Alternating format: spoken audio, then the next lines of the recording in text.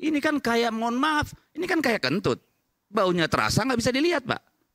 Mohon maaf aja. Jadi kalau mau, ayo. Kalau kita percaya pada metode saintifik dengan uji psikologi atau melalui detektor kebohongan, berani nggak mereka? Oke.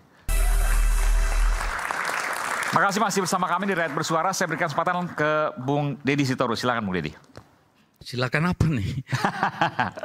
Ada yang mau sampaikan, ada yang mau disanggah? Silakan. Enggak gini, kan pertama soal Airin. Soal Airin itu saya sepakat kalau disebut itu keajaiban dunia yang ke-8. Kenapa? Kalau tadi ditarik-tarik soal dinasti lah, soal kelakuan ini itu, saya kira survei membuktikan. Dan tidak hanya satu lembaga survei. Konsisten di atas 70%. Bahkan seminggu sebelum pencoblosan tanggal 21 November, LSI dan satu lembaga survei lain itu merilis hasil 77%, ya. Dan Andra Soni mungkin di sekitar 21 kalau saya nggak salah. Ini kan gini nih, persentase itu kan representasi dari jumlah pemilih, Pak. Oke. Jadi kalau 77%, berarti kan dari populasi pemilih yang akan mencoblos itu 77%-nya milih Airin.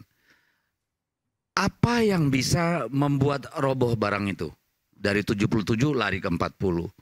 Karena 30% itu jutaan orang. Ya, tadi sudah dijelaskan Bang Ferry. Yang bisa itu kalau calon yang 77% melakukan blunder. Oke, itu mungkin. Atau calon yang tadinya underdog, tiba-tiba ternyata ada lompatan dukungan yang luar biasa.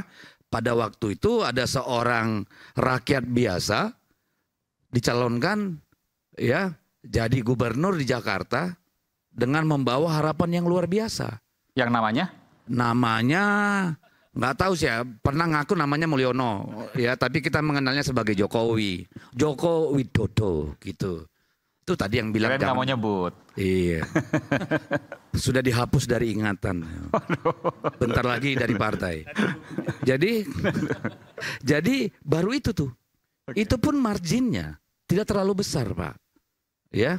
Jadi kalau menjelaskan Airin itu yang harus kita tanya, ada nggak kejadian luar biasa yang bekerja di ruang-ruang gelap dengan peralatan yang terstruktur, sistematis dan masif. Itulah yang mengubah. Jadi fenomenanya ada, tapi Anda nggak tahu apa yang terjadi sesungguhnya. Saya tahu lah, tapi ngomong di sini nanti dibilang nuduh. Kan ada kabar-kabarnya. Oh, kabar, tapi belum pasti dong kalau kabar. Makanya saya akan hati-hati mengucapkannya. Kabar-kabarnya ada yang berseragam 7 tiap TPS diturunin, Pak. 7? Setiap TPS. 7 personil tiap TPS. Jangan bilang personil, orang lah. Seragam. Ya kan seragam itu orang ormas-ormas juga punya seragam. Oh, iya. Ya kan? Personil orang ya. Dia yang namanya tidak bisa disebut lah.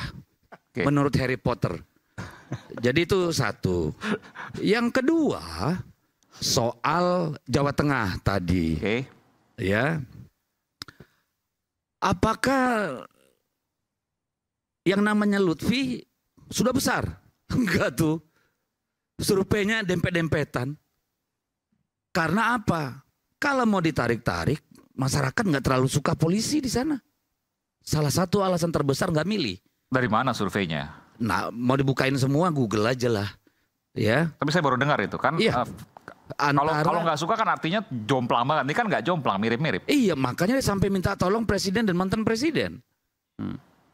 Kalau dia merasa nyaman dan udah besar, Taci Yasin udah besar, emang masih perlu nyeret-nyeret Pak Prabowo?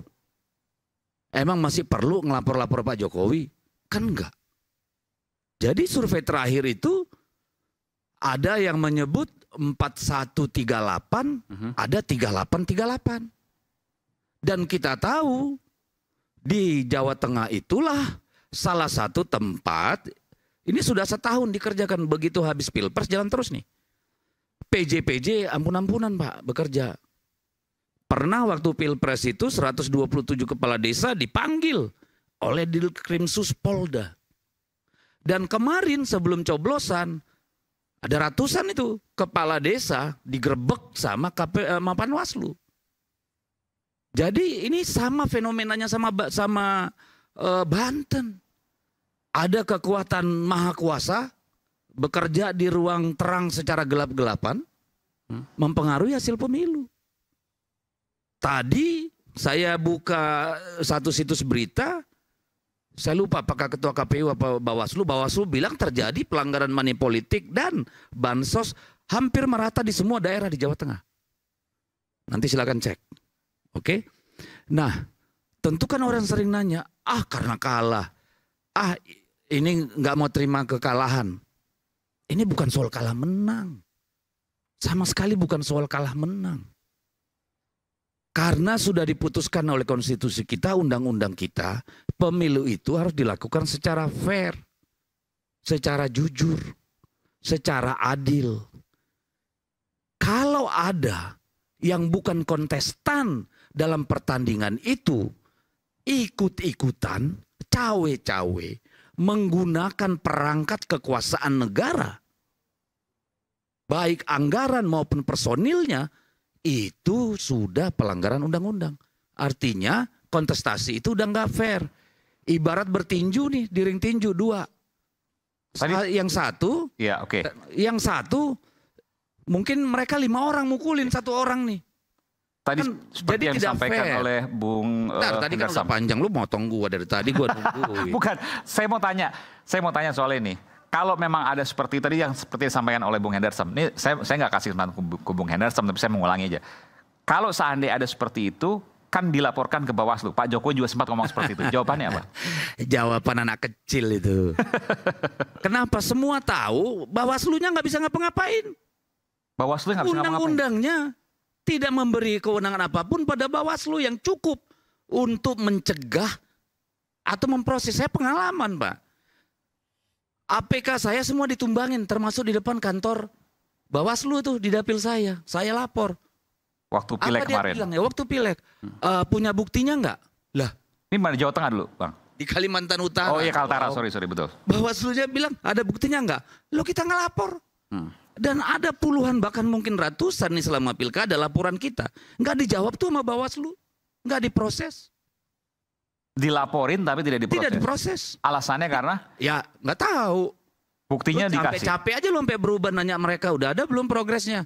Belum. Bukti-bukti sudah dikasih. Sudah dilaporkan kan harusnya kan kewenangan mereka dong. Ya. Jangan suruh rakyat membuktikan.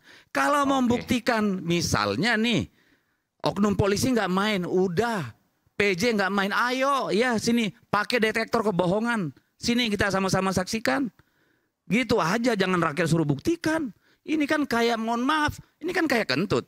Baunya terasa nggak bisa dilihat, Pak. Mohon maaf aja. Jadi kalau mau, ayo. Kalau kita percaya pada metode saintifik dengan uji psikologi atau melalui detektor kebohongan, berani nggak mereka? Oke. Gitu aja, jangan sampai sumpah pocong, Pak. Pasti nggak ada yang datang tuh.